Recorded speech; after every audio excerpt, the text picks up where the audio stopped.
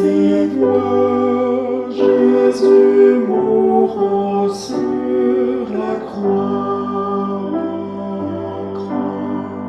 Viens et vois Jésus mourant sur la croix.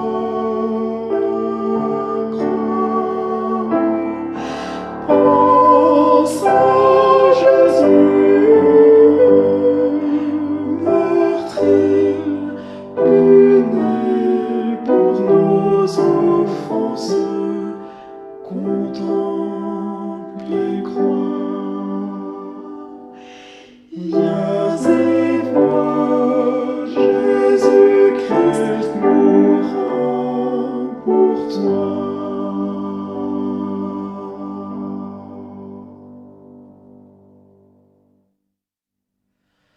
Viens et vois, il est cloué sur le bois.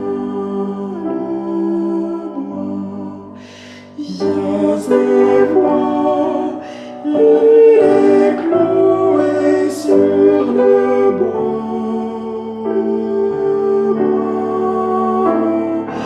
Oh, que ton cœur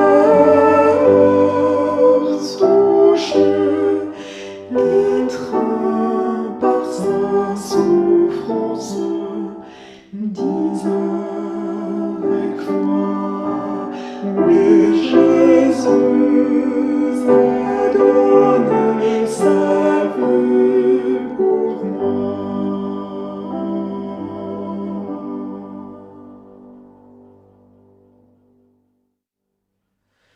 Viens et vois, Jésus est ressuscité.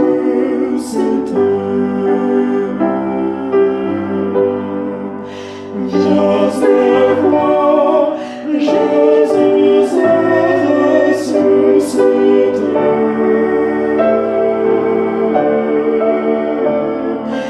Il est vainqueur, et sa victoire te donne bien du cœur. Viens et vois, Jésus est ressuscité.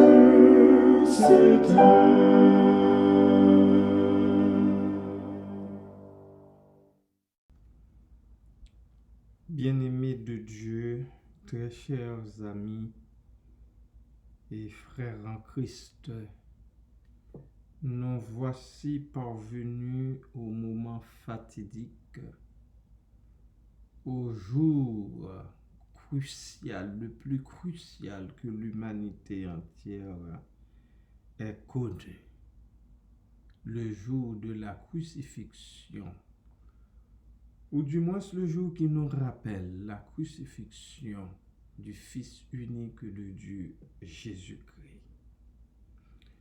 Je vais, chemin faisant, vous entretenir sur les textes qui parlent de cette histoire combien macabre. Matthieu chapitre 15, verset 24. Jésus crucifié. Ils le crucifièrent et se partagèrent ses vêtements en tirant au sort pour savoir ce que chacun aurait. C'était la 3e heure quand ils le crucifièrent. L'inscription indiquant le sujet de sa condamnation portait ces mots: le roi des Juifs. Ils crucifièrent avec lui 2 brigands, l'un à sa droite et l'autre à sa gauche. Ainsi fut accompli ce que dit l'Écriture: il a été mis au nombre des malfaiteurs. Les passants l'injuriaient et se secouaient la tête en disant: Hey, toi qui détruis le temple et qui le rebaptise en 3 jours. Sauve-toi toi-même en descendant de la croix. Les principaux sacrificateurs aussi, avec les scribes, se moquaient entre eux et disaient, il a sauvé les autres et il ne peut se sauver lui-même. Que le Christ, le roi d'Israël, descende maintenant de la croix, afin que nous voyions et que nous croyions. Ceux qui étaient crucifiés avec lui l'insultaient aussi. La 6e heure étant venue, il y eut des ténèbres sur toute la terre jusqu'à la 9e heure. Et à la 9e heure, Jésus s'écria d'une voix forte, Eloi, Eloi, lama sabachthani, ce qui signifie, mon Dieu, pourquoi m'as-tu abandonné? Quelques-uns de ceux qui étaient là, l'ayant entendu, dirent, voici, il appelle Élie. Et l'un d'eux courut remplir une éponge de vinaigre et, l'ayant fixé à un roseau, il lui donna à boire en disant, laissez, voyons si Élie viendra le descendre. Mais Jésus, ayant goûté, ayant poussé un grand cri, expira. Le voile du temple se déchira en deux, depuis le haut jusqu'en bas. Le centenier, qui était en face de Jésus, voyant qu'il avait expiré de la sorte, dit, assurément, cet homme était fils de Dieu. Il y avait aussi des femmes qui regardaient de loin. Parmi elles était Marie de Magdala, Marie, mère de Jacques le mineur, et de Jose et Salomé, qui le suivaient et le servaient lorsqu'il était en Galilée, et plusieurs autres qui étaient montés avec lui à Jérusalem. Le soir étant venu, comme c'était la préparation, c'est-à-dire la veille du sabbat, arriva Joseph d'Arimathée, conseiller de distinction, qui lui-même attendait aussi le royaume de Dieu. Il osa se rendre vers Pilate pour demander le corps de Jésus. Pilate s'étonna qu'il soit mort si tôt. Il fit venir le centenier et lui demanda s'il était mort depuis longtemps. S'en étant assuré par le centenier, il donna le corps à Joseph. Et Joseph, ayant acheté un linceul, descendit Jésus de la croix, l'enveloppa du linceul et le déposa dans un sépulcre taillé dans le roc. Puis, il roula une pierre à l'entrée du sépulcre. Marie de Magdala et Marie, mère de Jacques, regardaient où on le mettait. Voilà comment l'évangéliste Marc a-t-il rapporté la crucifixion du Seigneur. Nous nous rendons maintenant en Matthieu chapitre 27, verset 33. Arrivés au lieu nommé Golgotha, ce qui signifie lieu du crâne, ils lui donnèrent à boire du vin mêlé de fiel. Mais quand il l'eut goûté, il ne voulut pas boire.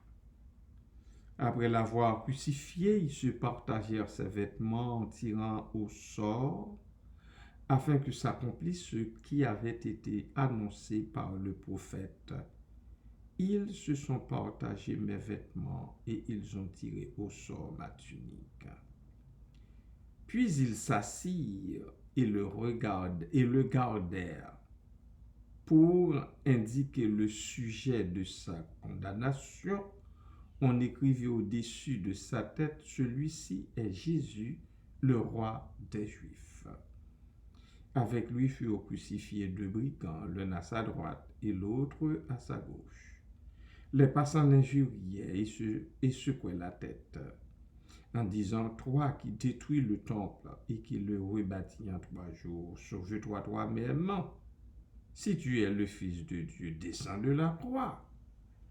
Les principaux sacrificateurs avec les scribes et les anciens se moquaient aussi de lui et disaient, il a sauvé les autres et il ne peut se sauver lui-même. S'il est roi d'Israël, qu'il descende de la croix et nous croirons en lui. Il s'est confié en Dieu. Que Dieu le délivre maintenant s'il l'aime, car il a dit, je suis fils de Dieu. Les brigands crucifiés avec lui l'insultaient de la même manière. Les brigands crucifiés avec lui l'insultaient de la même manière. Depuis la 6e heure jusqu'à la 9e heure, il y eut des ténèbres sur toute la terre. Et vers la 9e heure, Jésus s'écria d'une voix forte, Élie, Élie, lama sabachthani, c'est-à-dire, mon Dieu, pourquoi m'as-tu abandonné? Quelques-uns de ceux qui étaient là, l'ayant entendu dire, il appelle Élie. Et aussitôt l'un d'eux courut prendre une éponge qu'il remplit de vinaigre, et l'ayant fixée à un roseau, il lui donna à boire. Mais les autres disaient, laisse, voyons si Élie viendra le sauver.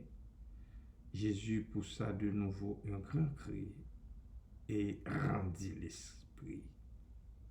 Et voici, le voile du temple se déchira en deux depuis le haut jusqu'en bas. La terre trembla, les rochers se fendirent, les sépulcres s'ouvrirent et plusieurs corps des saints qui étaient morts ressuscitèrent. Étant sortis des sépulcres, après la résurrection de Jésus, ils entrèrent dans la ville sainte et apparurent à un grand nombre de personnes.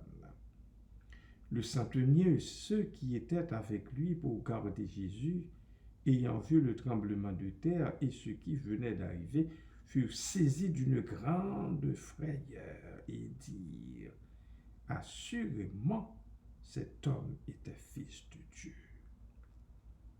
Il y avait là plusieurs femmes qui regardaient de loin et qui avaient accompagné Jésus depuis la Galilée pour le servir. Parmi elles était Marie de Magdala, Marie mère de Jacques et de Joseph, et la mère des fils de Zébédée. Le soir étant venu, arriva un homme riche d'Arimathée nommé Joseph, qui était aussi disciple de Jésus. Il se rendit vers Pilate et demanda le corps de Jésus. Et Pilate ordonna de le lui remettre. Joseph prit le corps, l'enveloppa d'un linceul blanc et le déposa dans un sépulcre neuf qu'il s'était fait tailler dans le roc. Puis il roula une grande pierre à l'entrée du sépulcre et il s'en alla. Marie de Magdala et l'autre Marie et l'autre Marie étaient là, assises vis-à-vis du sépulcre. Le lendemain, qui était le jour après la préparation, les principaux sacrificateurs et les pharisiens allèrent ensemble auprès de Pilate et dirent, « Seigneur, nous nous souvenons que cet imposteur a dit, quand il vivait encore, après 3 jours, je ressusciterai.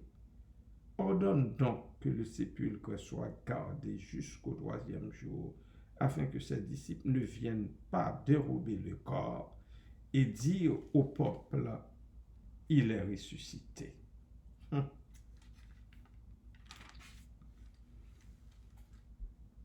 Il est ressuscité. Et dire au peuple, il est ressuscité des morts. Cette dernière imposture serait pire que la première. Pilate leur dit, vous avez une garde. Allez, gardez-le comme vous l'entendrez. Ils s'en allèrent et s'assurèrent du sépulcre au moyen de la garde après avoir scellé la pierre. Nous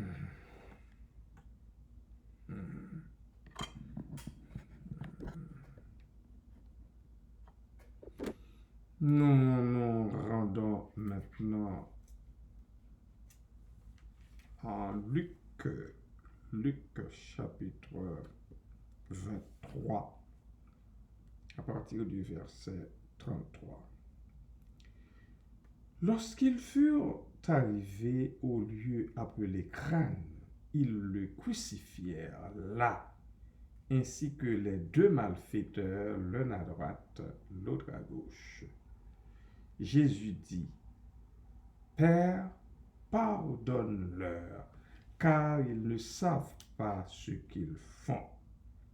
Ils se partagèrent ses vêtements en tirant au sort. Le peuple se tenait là et regardait. Les magistrats se moquaient de lui. Disons, il a sauvé les autres, qu'il se sauve lui-même, s'il est le Christ, l'élu de Dieu. Les soldats aussi se moquaient de lui, s'approchant et lui présentant du vinaigre. Ils disaient, si tu es le roi des Juifs, sauve-toi toi-même. Il y avait aussi au-dessus de lui cette inscription, celui-ci est le roi des Juifs. L'un des malfaiteurs crucifiés l'injuriait, disant, n'es-tu pas le Christ? Sauve-toi toi-même et sauve-nous. Verset 40. Mais l'autre le reprenait et disait, ne crains-tu pas Dieu, toi qui subis la même condamnation? Pour nous, c'est justice, car nous recevons ce qu'ont mérité nos crimes. Mais celui-ci n'a rien fait de mal. Et il dit à Jésus, souviens-toi de moi quand tu viendras dans ton règne. Jésus lui répondit, je te le dis en vérité, aujourd'hui tu seras avec moi dans le paradis. Il était déjà environ la 6e heure, et il y eut des ténèbres sur toute la terre jusqu'à la 9e heure. Le soleil s'obscurcit, et le voile du temple se déchira par le milieu. Jésus s'écria d'une voix forte, « Père, je remets mon esprit entre tes mains. » Et, en disant ces paroles, il expira. Le centenier, voyant ce qui était arrivé, glorifia Dieu et dit, « Certainement cet homme était juste. » Et tous ceux qui assistaient en foule à ce spectacle, après avoir vu ce qui était arrivé, s'en retournèrent, se frappant la poitrine. Tous ceux qui connaissaient Jésus et les femmes qui l'avaient accompagné depuis la Galilée se tenaient dans l'éloignement et regardaient ce qui se passait. Il avait un conseiller nommé Joseph d'Arimathée, homme bon et juste, qui n'avait point participé à la décision et aux actes des autres. Il était d'Arimathée, ville des Juifs, et il attendait le royaume de Dieu. Cet homme se rendit vers Pilate et demanda le corps de Jésus. Il le descendit de la croix, l'enveloppa d'un linceul et le déposa dans un sépulcre taillé dans le roc où personne n'avait encore été mis. C'était le jour de la préparation et le sabbat allait commencer. Les femmes qui étaient venues de la Galilée avec Jésus accompagnèrent Joseph, virent le sépulcre et la manière dont le corps de Jésus y fut déposé et, s'en étant retournées, elles préparèrent des aromates et des parfums. Puis, elles se reposèrent le jour du sabbat selon la loi. Voilà, bien-aimés de Dieu, une partie de l'histoire de la crucifixion de notre divin Seigneur et Sauveur Jésus-Christ.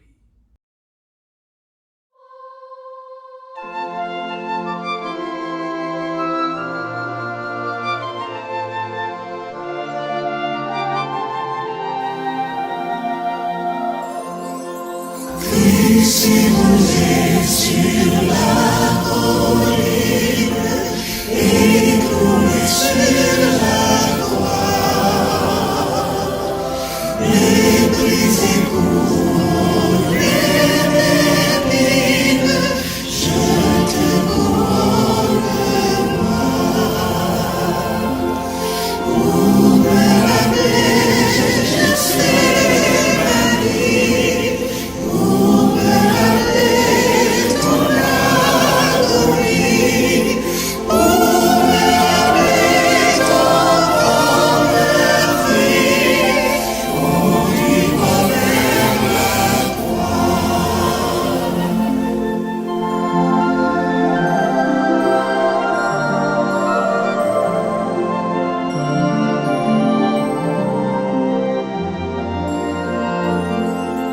Montre-moi ton tombeau si sombre où les femmes pleurèrent, où les anges de Dieu sans nombre veillèrent te garder. Pour me laver, je suis ravi. Pour me laver ton agonie, pour me laver ton parfum, conduis-moi vers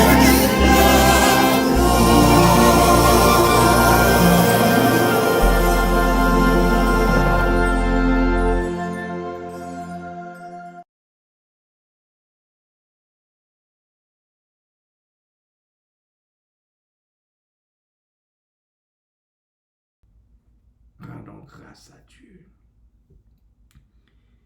Père très saint et redoutable, nous nous courbons devant toi en ce jour qui nous rappelle la crucifixion de notre Seigneur et Sauveur Jésus-Christ. Nous nous humilions devant ta face bénie parce que tu es Dieu, tu es notre Dieu et tu es notre Père céleste en lui.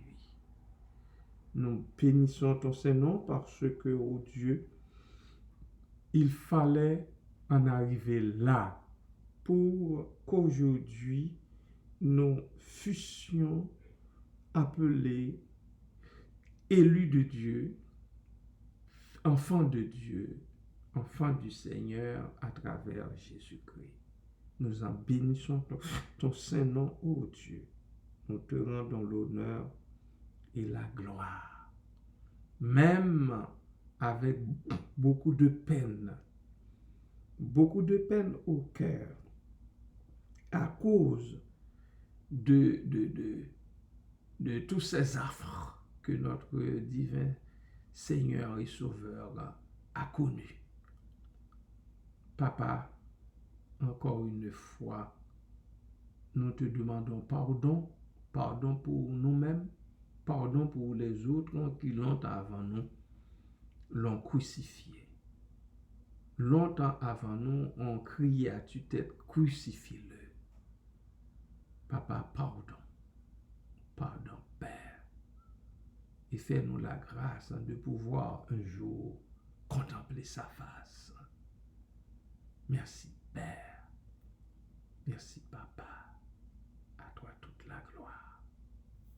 Jésus est revêtu de fin, tout embaumé de myrrhe. Quand il sort de son palais divin, le ciel ému l'admire. Dépouillé des vêtements royaux, hors des palais d'ivoire, il est mort couvert de nos maux, pour nous donner sa gloire.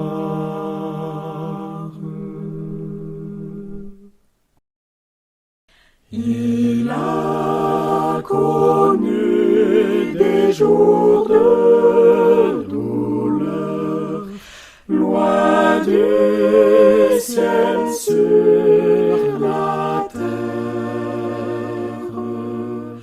De l'aloès goûter la saveur, l'agonie au calvaire. Dépouillé des vêtements royaux, hors des palais d'ivoire, il est mort couvert de nos maux, pour nous donner sa gloire.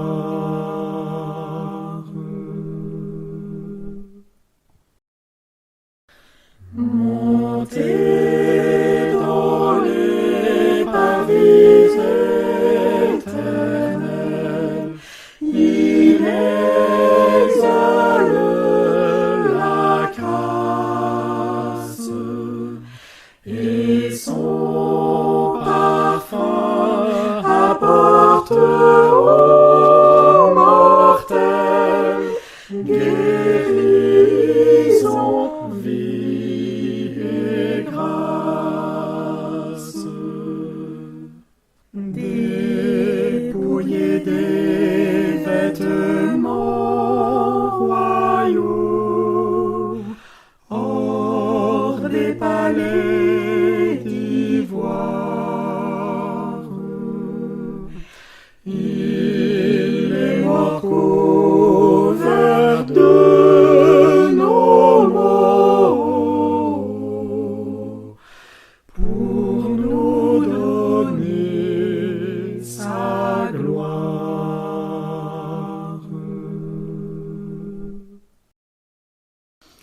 Un jour de Jésus, mes yeux verront la céleste parure, et de ses pieds, ses mains et son front, la terrestre blessure. Dépouillé des vêtements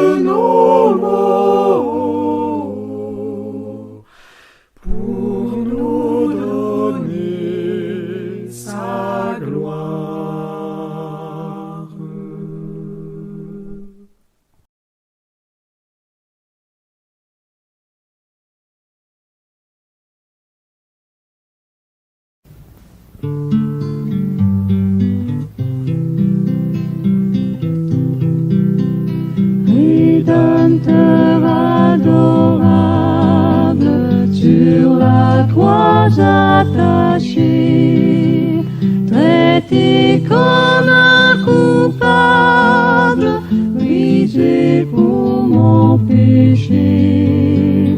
Ton angoisse suprême, ta douleur, ton tourment, me disent, vois, je t'aime, j'ai pris ton châtiment. Abandonné du Père, dans mon âme troublée, buvant la coupe amère pour ton iniquité, de l'éternelle flamme, mon amour te sauva. Je mourus pour ton âme, pécheur à Golgotha.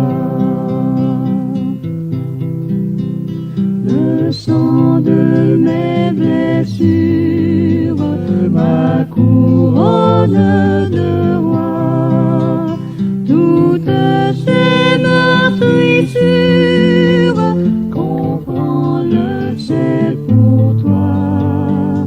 J'ai subi ta souffrance, j'ai porté ta longueur, contemple en assurance ton grand libérateur.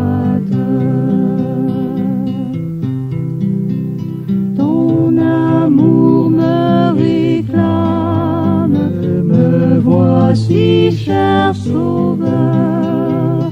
Prends mon corps et mon âme au prix de ta douleur. Oui, mon âme ravie, désormais ne veut plus que vivre de ta vie à ta gloire.